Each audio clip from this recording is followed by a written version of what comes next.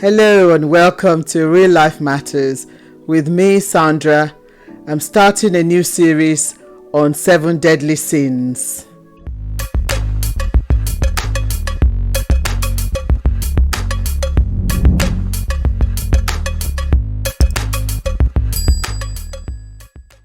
Today I have a very good friend of mine who I'm going to ask to introduce herself in a minute. As you can see her on the screen already. So would you like to introduce yourself? Hi, yes, I'm Jackie, and I've known Sandra for a few years now. I work as a tutor for a local charity, and I teach all sorts of different courses to people in different areas of society. I enjoy gardening and cooking, and have a bit of experience in gluttony. Which is really apt, isn't it, Jackie? Thank you so much for coming on my channel and talking about gluttony. So it's really interesting, this topic with the other 6 as well that I'll be doing in the next few weeks. For me, really, what is your opinion about gluttony? Right, well, I suppose starting with the definition of it, it's seen as being overindulgence, and generally in food and drink, and sort of an element of greed there as well in it. So gluttony, overindulgence, and generally it's seen as overindulgence in food and drink. But I think it spills over into a lot of other areas. So what does that mean? So everyone eats, don't we? We all eat every day, and I love food, as you probably can tell when we have those social events, and I make a dive for the food place. So in your view, I mean, what do you mean by overindulgence? Because we all obviously have different levels of contentment, if you like. So what does that mean for an average person to say, overeating is something that it's not right for them? What does that mean? Well, I think it's interesting because, the science, they're always telling us, aren't they, that a woman of a certain age needs so many calories to do all the things her body needs to do. So, and if we have too many calories, if we have more calories than we need, then those get stored as fat, and that's the science. But I think it's a bit oversimplified, and they're finding out that actually everybody is different, and it's not always a case of calories in and calories out. And that humans and animals are biologically wired to eat more and overconsume when there's an excess of food available. So I mean, like bears preparing for winter, and in the autumn when there's lots of fruit and berries and nuts, generally when there's a glut of food, it's when we consume more, take more in. But unfortunately, I think nowadays, because there is so much food around, we're surrounded by it, aren't we? Everywhere you go, there's adverts for these burgers and buy this. Every shop you go into, there's food there. I just think there's just an excess of food around, and we're constantly sort of thinking we need to eat it in a simple. That's interesting that you say that, Jackie, that everywhere we go, and the supermarkets are full of them. Everywhere you look, it's always the people talking about food. Even when you turn on the TV, the food adverts and everything. But to me, does that mean then that because we have it all around us, we should overindulge or even eat too much of that? I mean, for me, I think, yes, I see food around me all the time, but that doesn't mean that I'm going to grab it each time I see it. and if I'm grabbing it, I'm storing it for what reason? If you know what I mean. I mean, you mentioned that bears, kind of store food, and I think there is an animal that stores food for winter as well. I can't remember which animal that is, that stores food, kind of eat that. So that's a natural thing. But is it natural for human beings as well? Yeah. Yeah, I mean, in the times when we were hunter-gatherers, and if you think about certain sort of groups of people in other countries, in other parts of the world, they will find a certain kind of food and they'll eat a lot of that food. But I just think we're surrounded by food, but it's not always nutritious, and it's not always often it's high calorie snacks, and it's just constantly on our minds. I mean, when I was a kid, we had 3 meals a day, and and that was it really. You might get a biscuit and a cup of tea later on in the day, but I went into a garage the other day to get an MOT, and there was a vending machine, there was a hot drinks machine, and there was a little box on the side selling bags of sweets, and it was like it was there, whereas, and I also think it's about how we sort of, the way we consume it nowadays, that there's just like when we rush our food, and it takes about 20 minutes for your stomach to know that you're full. So you can eat a lot in 20 minutes that's more than you need. So I think it's a lot of different areas that we need to address. Yeah. So so that's a sense of temptation, if you like, being put in people's ways. Like you said, you go into garage to buy petrol.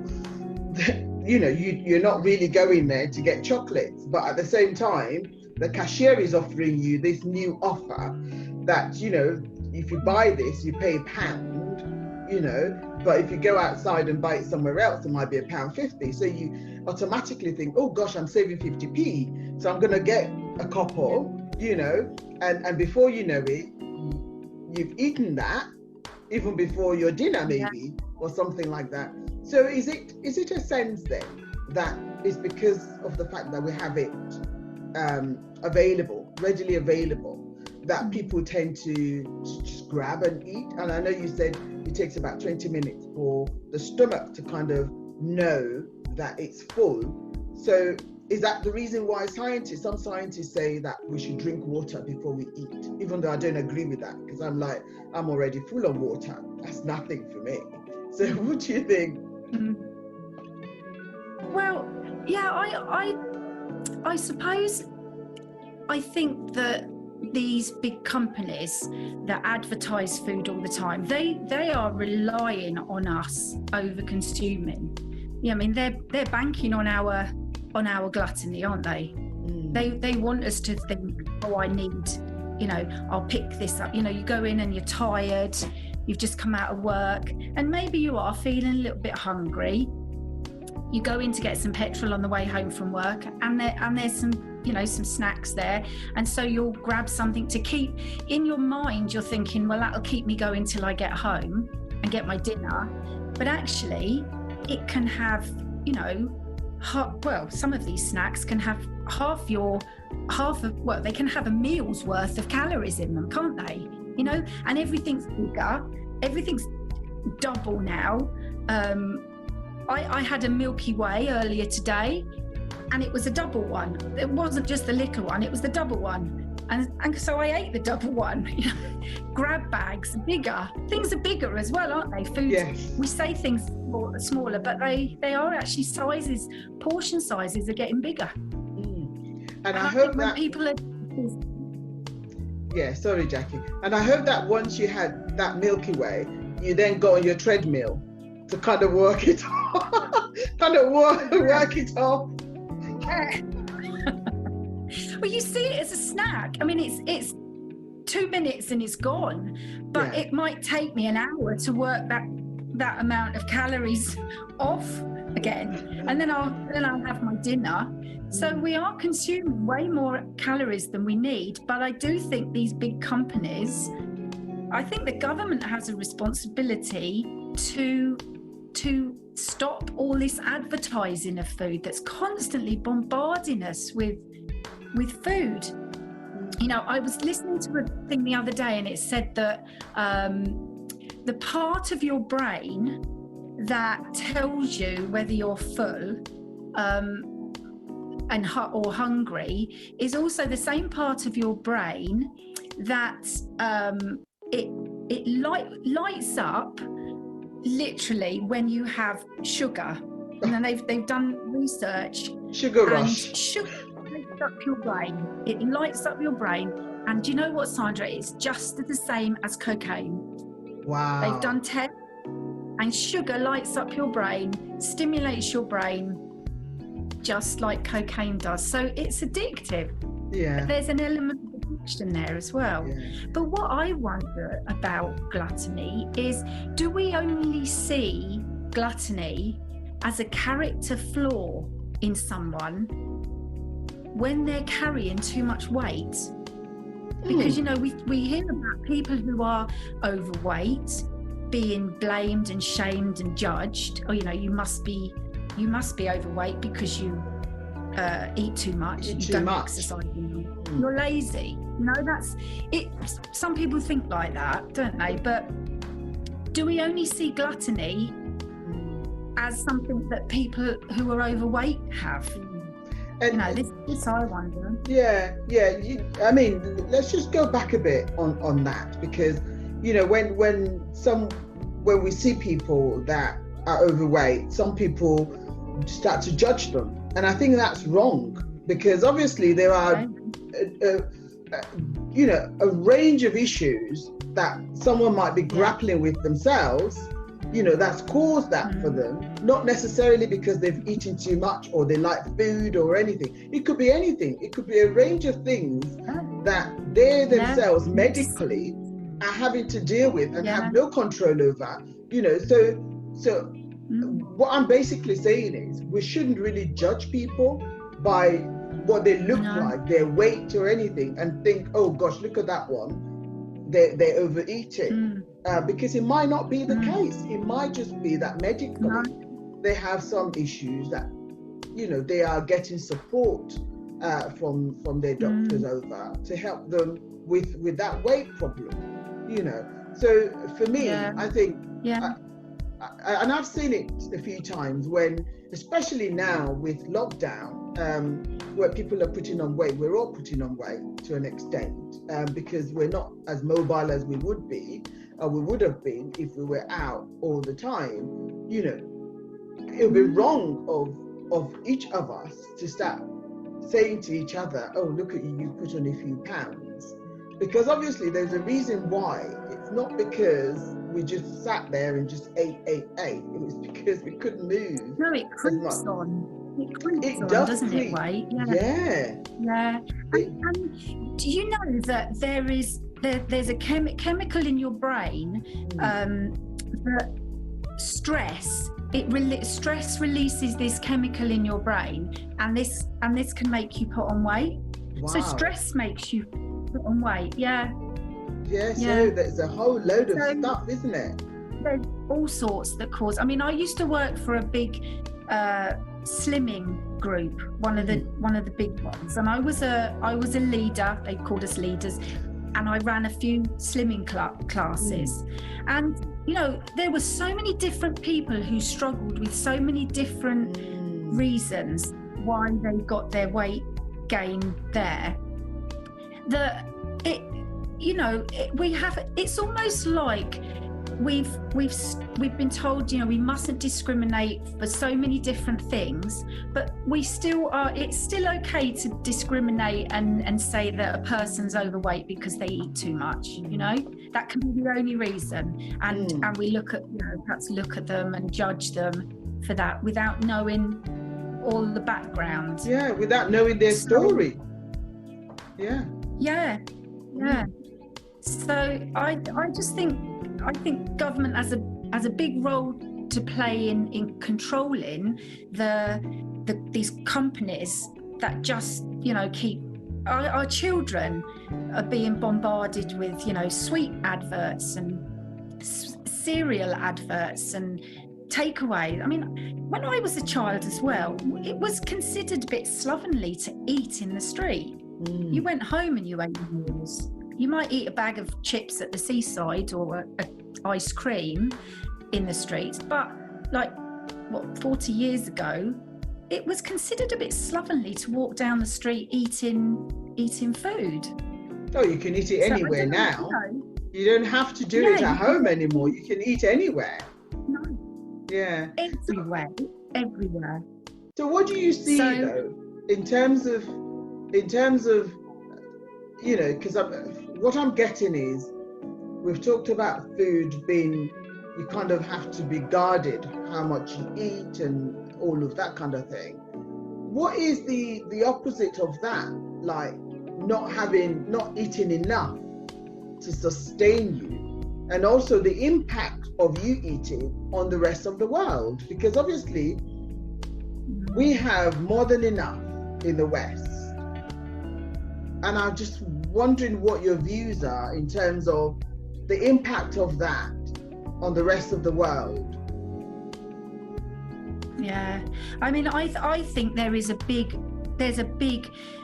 ethical responsibility that we have, but we've almost become a little bit desensitized to it. We're disconnected, if you like, I think, from where our food comes from, how it got to the shops. You know, I was saying to you earlier about when I worked with children and we were doing a project on food. You know, I asked a child where do eggs come from, which animal, and they said Sainsbury's, because the only time they'd ever seen an egg. There are other stores, Jackie. Let's just say there are other supermarkets out there. Sainsbury's took those Lidl's out at the time, but that was what they said. They literally didn't know that they came from chickens because they'd never made that connection. They'd never been told. Mum brings them home in a box, puts them in the fridge, and that's it. Milk comes home in a carton. Yeah. So a lot of children don't know where their milk comes from. A lot of adults don't understand how animals have lived and died to get to our plates. And I think we've got an ethical responsibility to find out what's going on with our food, and that in turn will help us to become more aware of the problems. You know, overfishing our seas is causing a massive ripple effect not only across marine life, but across the world, you know, because we have so much fish in our shops available. Other people go hungry because they're going out in their little fishing boats and it's gone. But how can that be rebalanced? How can it all be rebalanced, really? Because, you know, imagine we're just in our little homes, you know, and we all go shopping, we buy food, we eat food, we cook food and eat them and all of that. That is it, really, isn't it? Is there more? Is there more that we could do? I mean, I don't know. Because I'm thinking, is that my responsibility, for example, to rebalance things so that other people in the world would have enough as well? Yeah. I mean, I think the only way we can do it is by starting by educating ourselves at home in terms of thinking about, you know, do we want the cheapest meat, or are we going to think about how that animal lived, how it died, what kind of conditions did it live in before it got to my plate? I mean, I see that as a responsibility to think about how an animal lived and how it was treated before it died and was butchered and put on my plate. You know, also, so much of the Amazon rainforest and you know, areas of the rainforest are being destroyed for cattle farming. We don't need any more. We've got masses. You go into the shops and there's tons of meat, and it gets thrown away at the end of the day. And I think that's desensitizing us to what's going on. So I think the only way we can do it is get reconnected, thinking about foods that are in season. I mean, it takes time. It takes a bit longer, but it's whether it matters to you enough. Does it matter to us? Because it's the only way we're going to be able to almost vote with our feet. Like, what's his name? One of the cooks did a big thing about free range eggs and free range chicken, and it did make a difference. People poo-pooed it, and he's a bit of a wacky one, but it made a difference. People started to think about how chickens were kept so that we can have eggs, and the horrific situations that some of these animals live in to get eggs on our plate. And I know you have green fingers. You have green fingers, don't you? Yeah. You do a lot of gardening. Is there something there that maybe we need to embrace more? Yeah. Embrace the season. That's my motto. Well, that I'm saying I teach these classes for this charity. What I try and do is, it's on a really basic level, but I've tried to think about, and from my allotment I've learned the foods that grow through certain seasons and what's available, how far our food has travelled to get to us. We've got salad available all year. Naturally, in this country, salad isn't available all year. It's summer. Tomatoes don't grow in the winter, but it's that sort of thing. Knowing what food is fresh and available in this country, and it grows locally. Learning about how animals, as I say, live and die to get onto our plates, and making, maybe having this one less day a week of eating meat and trying some vegetables. With the cookery courses that I teach, that started off during lockdown, people had less food in their cupboards, and some people weren't able to go out shopping. And so we started to explore how to put a course together to help people learn you don't always need all these loads of ingredients in your cookery, in your cooking. You can, a few spices and a few herbs and a bit of this and a bit of that, use what you've got in your cupboard. You don't have to do a massive grocery shop every week. I remember when I was growing up, my mom didn't use recipe books when she's cooking. She just looks at the cupboard and it's whatever she finds in there, she kind of put together, and they were great meals. But these days, it's like you have to have every single thing ticked off that list, that recipe list, for you to be able to make a decent meal. Yeah. You might buy it once, buy a jar of it, some special ingredient that you need, and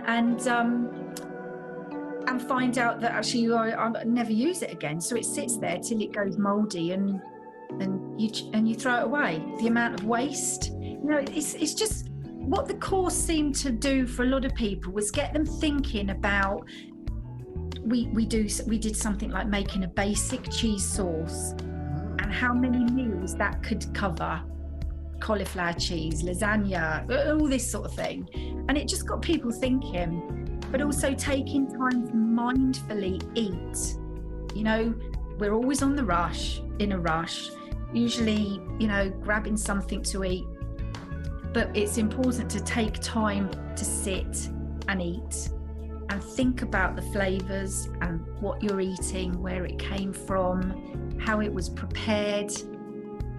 I think all of that, and encouraging our children to be involved in that, involving our children in cooking, it helps us to be more connected to why we eat and enjoying it, rather than just grabbing something and eating it because, you know, we think we need it or deserve it because we're stressed, or, you know, it's slowing everything down and saying, okay, we hear about all this mindfulness, don't we, nowadays? But mindful eating and cooking, that was something I talked about a lot when we were on the cookery course, was, you know, enjoying the smells and the process of cooking and the textures and flavors. It's all part of it, I think, you know. And does that help? You know, once you've kind of taken in what you're eating, you've taken time to notice the smell, the touch, the feel, the taste, and all of that, that really enriches one's experience of food, and maybe might start to change the amount that one consumes. Do you think? Yeah, I definitely think so. Yeah, I think we eat a lot of processed food. I mean, you know, don't get me wrong, I'm not preaching because I'm not the best cook. In fact, when they asked me to do this course, I was just like, you know, I don't bake a lot, and I tend to do a lot of bunging this in and that in, and it's a bit haphazard at times, and I do use processed food. I mean, you know, but it is just about taking one little step back, I think, and thinking. And it's what I was encouraging the ladies and gentlemen that I worked with in the slimming club, was to just slow it down. You know, you can push an awful lot of food into your mouth. You can eat a heck of a lot in 5 minutes of real panic and stress, but actually slow it down. Think about what you're preparing. Think about where it came from. You know, enjoy the textures and the smells, but it's whether we've got the time to do that. You know, it's whether we're going to make the time. Then we can also be thinking about, where did that ingredient come from? Did the farmers that grow this stuff that I'm using, were they fairly paid? You know, did they receive a fair wage for what they've grown and given me? You know, for their hard work. And that's where you know, which is often very, very tough. You know, as a gardener yourself, you know how tough it is. You know, I've tried it a few times to kind of, you know, dig the soil and prepare the soil and see whether I could plant one or two things. And I tell you what, I give up because it's hard work. It's tough. And that's just a small patch of the ground. Never mind, you know, obviously planting crops for a whole nation or whatever. You know, it's pretty hard work. So, I just want to take us away slightly from food at the moment, because I know gluttony kind of, most people think is about food, is about drink, but I think there is more to it than that. So I think it's also about, you know, over concentration of one's ego over other people, how other people feel, you know, not minding that, you know, and also just lavishing things and squandering things. I think it's more than that.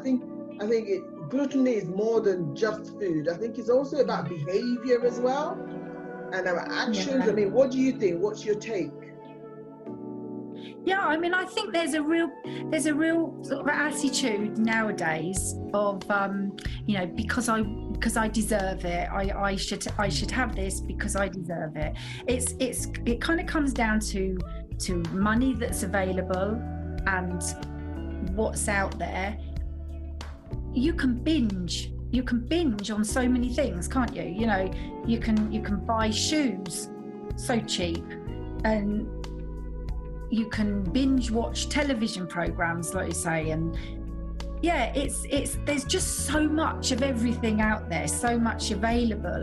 And if we're in that state of mind of, oh, you know, I'm tired and I'm feeling a bit fed up, or I've worked really hard this week, then there can be that attitude of, well, you know, I ought to treat myself, I deserve it. But it's all right to treat yourself, though. But isn't it all right to treat yourself, though? Definitely. But treat yourself to something now and again. But I think as well, it's finding things other than going out and maybe buying something, consuming again, but maybe enjoying something in nature a bit, going for a really nice walk and treating yourself that way, or spending some time doing something for someone else, doing it, like you do a lot of voluntary work. That's something that makes you feel good, but it doesn't involve having to consume and have so much stuff around us, because that's when I think that's when it becomes a problem, is when you actually see your way of treating yourself. The only way you can do it is by consuming, either eating or buying or watching masses of TV for hours on end, which I have done.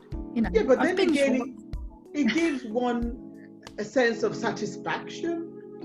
And what's wrong in that? What's wrong in, for example, I'm at a dinner party and I'm just texting people. I'm just texting my friends, not minding the people around me at the dinner table, because maybe I'm bored. Maybe I just want to send the message that is really important. For me, what is wrong in that? Why can't I indulge myself in things like that makes me happy? Why shouldn't I be happy? Well, I suppose it depends how long you do it for, really, doesn't it? How much you do and how long you do it for. So if you like, I guess if you sat there all evening, you're missing out. It's a bit like the food again, eating too much, shoving it in and not enjoying it, not experiencing it. You could be missing so much around that dinner table, so many gems of conversation with people, because you're not connected in there at that time. So I guess there's nothing wrong with making a phone call or texting, or texting someone if it's important, but it's almost like taking that step back and saying, yeah, but I'm here right now, and this is what's going on live around me. Let me enjoy this now. If it's an important text, then yeah, you need to send it. But is it that important? Could it wait? Because there's live people here. I can interact and I can learn and maybe do some good here. Chat with someone, maybe give them a bit of wisdom, learn a bit from them. I think we just miss what's going on right now because we're too busy looking at what we want to do. Does that make sense? Yeah, it does make sense. But I'm just thinking, I'm just playing devil's advocate here, in thinking that maybe the people that are in the room with me are not the ones I really want to be in the room with. Maybe I was dragged to the dinner, and therefore feel distracted by obviously my phone and the messages I'm getting from there. And I just think sometimes maybe we need to be able to say no to people when they invite us to places where we think, actually, you know what, I'm not really interested. But because you don't want to upset somebody, you go along with them and you agree to go along to the dinner, and then you're not present, basically. You're not present at the place where you're meant to be present, I think it's back to it's just slowing ourselves down in life to really get to know ourselves and what we want to do and what's important to us, and being honest to ourselves. I mean, we can, I think often, especially women, I don't know if I'm allowed to say that, but we think we've got to be everything to everyone. So isn't that the expectation anyway? I thought the expectation was, we are supposed to be everything to everyone. We're supposed to be the pleasers. Yeah, but that's it. If you take time to understand yourself, spend a bit of mindful time thinking about who you are, what you've done, what you enjoy, where you've been, what you've learned, then I think you can be honest with yourself and say, do you know what? I'm just going to say no to that invite because it's not really something that I want or I feel I need to be part of. But it's that honesty of being saying, is it that I don't want to do it, or is it that I just really don't fancy, I don't really want to be with those people, when actually it would be good for us to be there. So I think it's knowing yourself and being able to be honest. If you can't be honest with yourself, who can you be honest with? So that's so true, Jackie. So I should talk about that. If I invite you to dinner and you don't come, Sandra, you know why? You've been talking a lot about mindfulness, which is another topic in itself completely, but just linking it with gluttony and just kind of giving some tips, if you like, to our listeners who might be thinking, how, I've got this thing that I'm not too happy about, this habit I have that I'm not happy about, but I don't know how to go about weaning myself off that habit, because we all have, to a degree, a sense of gluttony, unless, of course, as you said, if someone isn't honest with themselves, would they say that I've never really experienced that before? I think there are times when we've all eaten too much. We just have one last bite. We say, oh, let me just have this bite, and you know for sure that tiny bite you've just had, it's one that's just gone over the top, but so what kind of tips would you be able to give to our listeners? I know you talked about mindfulness. How does that work? Right, well, I think it's like, as I've said a few times, it's about slowing yourself down, making a bit of time for yourself. They talk about, don't they, make an appointment with yourself. Make some time in each day to just, shut the door and go for a walk or sit in a comfy chair and just do something, read, do some colouring, do some sewing, have a walk, go for a walk in your garden, go and look around your garden, just do something, anything. It can even be cooking the dinner, but do it and be present in the moment. You're not allowed to think about what you're going to do after dinner or what you're going to do after your walk, what you're going to do, what you did before. You're just present right now. And some of the things that people have tried are maybe getting an object, a stone or something that's got some texture to it, and a fir cone.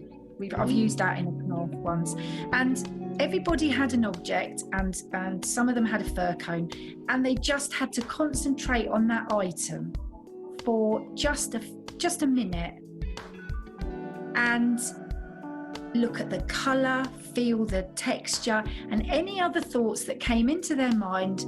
You don't judge yourself, you acknowledge them and you let them go. I'll go back to that later. If you need to write it down, then write it down, but you go back to what you're doing. And you just, for a minute, you either focus on this thing, this item. If you're colouring, you just focus on the colours and you breathe in, because that's a big thing as well. With anxiety, people often get anxious about things. And just slowing your breathing down, slowing your brain down, being completely present in that moment, and what it feels like to be right here, right now. And it's very calming. And we're just rushing so much in today's society that how often have you read a book or watched a television program and you realise 10 minutes into it you can't remember what you've just read? Absolutely, that sounds like every day to me, Jackie. Yeah, you drive somewhere, Sandra, and you get there and you think, how on earth did I get here? I don't even remember the journey, you know, it's so familiar. So put some music on and really think about the music, lay down on the bed and breathe. You know, it's just taking a bit of time. Yeah. That's wonderful. That's wonderful. Really nice. It's nice when you start doing it, and it's so good. It's helped so many people who've suffered from anxiety. You know. That's good. I think we might get you to come and talk about that one of these days. I think that would be really, really good to hear your views from that as well. So really, I think what I'm getting from all of this is we're not saying don't eat, because you do definitely need to eat. We're saying, yeah, exactly. Eat in moderation. You know, enjoy the food, enjoy the moment, enjoy how it's prepared. Have a thought for people that might have put all of that together for you, as in like grow the seeds and all of those kind of things. How it got to the supermarket, how it got to your plate, even. Just think about those people involved in that. Be thankful for that as well. But above all, if one is struggling still with gluttony and overeating, over drinking, or any of those things, or all those excesses, seek medical help. Seek help. Definitely. Because I think that's important. So many groups.